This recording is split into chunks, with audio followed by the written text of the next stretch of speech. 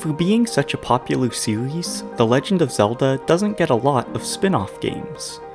The 90s gave us the much maligned Philips CDI trilogy, while Tingle of all characters got his own 3DS games.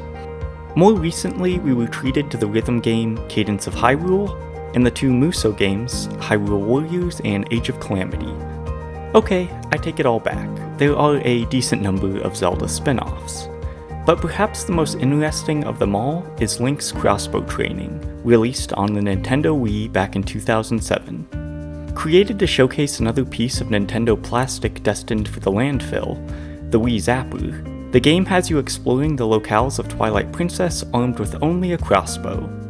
As you can imagine, a game based purely off firing crossbow bolts willy-nilly across Hyrule is going to have a monster kill count, but will it be enough to challenge the top spot? Find out on this episode of Nintendo Kill Count as we investigate how many enemies we kill as Link in Link's Crossbow Training. Similar to Wild Guns from a previous episode, Link's Crossbow Training is a shooting gallery game. Each of the 9 levels contains 3 stages, and each stage falls into one of 3 styles. Target shooting are the most common and are the classic carnival game of knocking down targets as they appear, while avoiding shooting negative targets. Defender has you operating as a turret, gunning down enemies as they rush your position. Ranger is the most unique, allowing Link to freely move around the level and take the fight to the enemy. Throw in a few obligatory boss battles, and you have a nostalgic 45-minute trip that is a Zelda game in name only.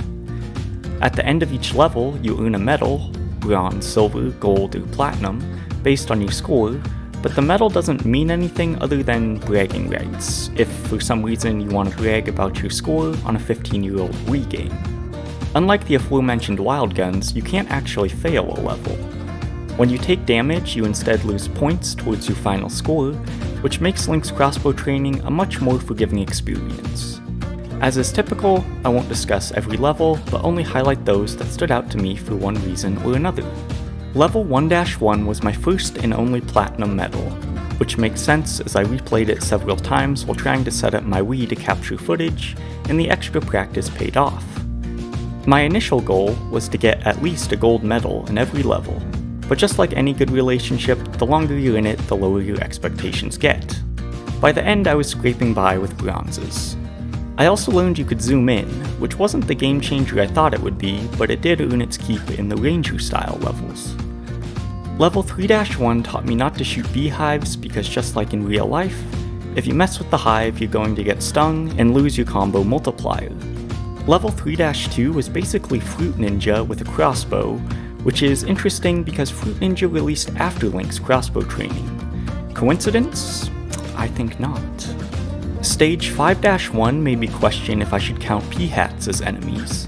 Peahats are a plant-type creature that often fly, and in several games can be used as a grapple point for the claw shot. Both in this game and in the game it's based on, Twilight Princess, they cannot damage Link. Normally, if something can't damage you, I don't count destroying it as a kill.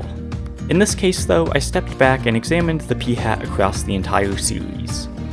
In most other games they appear, they can actively attack and damage Link, so I decided that even though they are harmless here, the precedence of their aggression in other games dictates that they should be classified as enemies, and thus I should count them as a kill.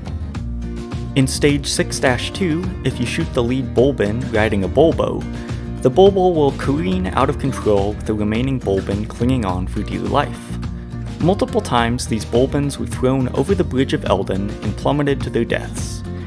Even though I didn't shoot them, I counted these Bulbin deaths as kills since me sniping the driver of the Bulbo directly led to their death. Stage 8-3 had me fighting a Darknut, which is a staple of the series, and one of the more challenging enemies you encounter. This boss fight is bizarre, because as you shoot the Darknut, it will periodically disappear and spawn tons of what I'm calling wasps.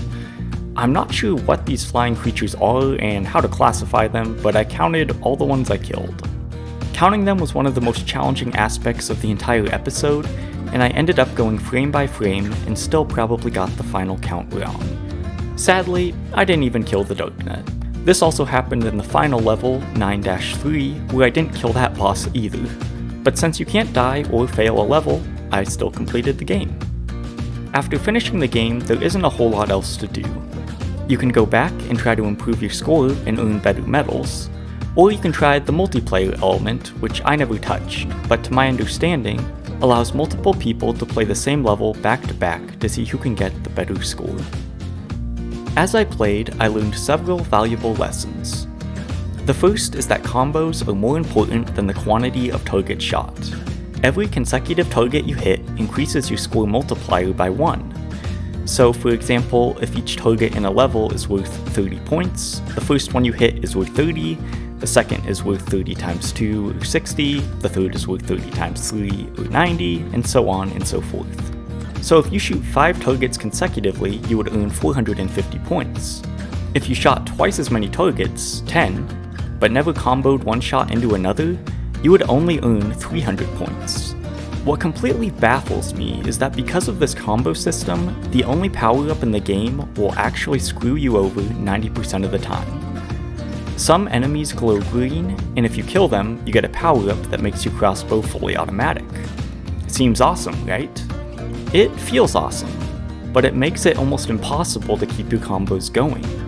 Maybe I just have an itchy trigger finger, but even when I tried to fire in short bursts, I almost always ended up missing at least one shot, which would reset my combo back to 0, and I would have to build it all up again. This ability to completely tank your score is such a unique experience, and I can't think of another game where the power-up will systematically screw you over to such an extent that in later levels I actively avoided it. So where does that leave us? After completing all 27 stages as Link in Link's Crossbow training, we killed 2 Eralfos, 47 Blue Bokoblin, 69 Bulbins, 1 Bulbo, 12 Chilfos, 16 Fire Bubbles, 3 Gways, 3 Ice Geese, 50 Karguroks, 71 Keese, 20 Levers, 15 Lizalfos, 16 Moldorm, 2 Peahats, 29 Puppets, 15 Red Bokoblin, 20 Reeded, 6 Red Tektites, 17 Skulltulas, 68 Stallchildren, 6 Stallfos, 22 Toadpoli, 2 White Wasps, 40 White Wolfos, and 74 Black Wasps. This brings the final kill count to 626.